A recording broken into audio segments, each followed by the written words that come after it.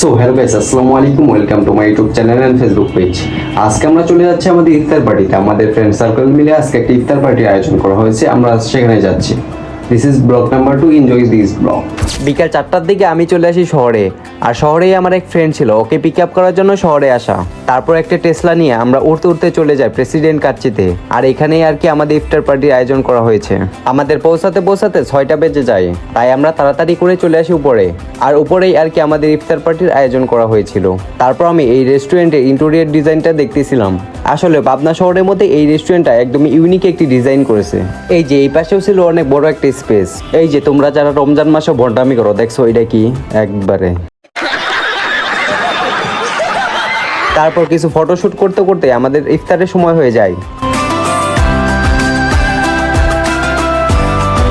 তারপর এইগুলা সব গোছাতে গোছাতে আজানের টাইম হয়ে যায়। আজান দেওয়ার আর বাকি ছিল 5 মিনিট, তাই সবাই মোনাজাত ধরেছে।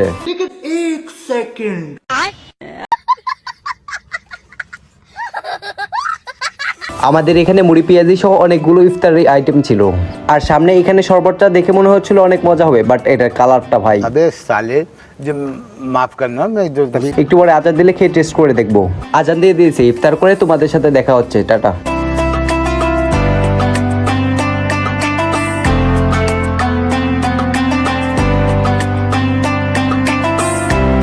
আর এখানে ইফতারের আইটেমের সাথে ছিল কাচ্চি বিরিয়ানি। ভাই ইফতারি আইটেমগুলোর স্বাদ এভারেজ ছিল, বাট কাচ্চি বিরিয়ানির স্বাদ একদম অসম ছিল। এখন আর বেশি কথা না বলে খাওয়া শেষ করে দেখা হচ্ছে তোমাদের সাথে।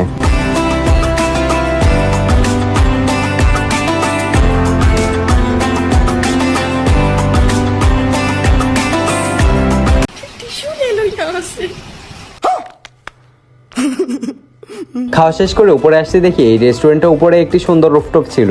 উপর থেকে এখানকার ভিউ অনেক সুন্দর লাগতেছিল রাত্রিবেলা।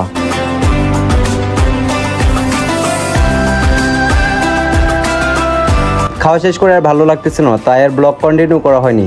দেখা হচ্ছে পরে কোনো নেক্সট ব্লগে। সে পর্যন্ত সবাই ভালো থাকবেন, সুস্থ থাকবেন। স্টিল সেফ, রাইট সেফ, আল্লাহ হাফেজ।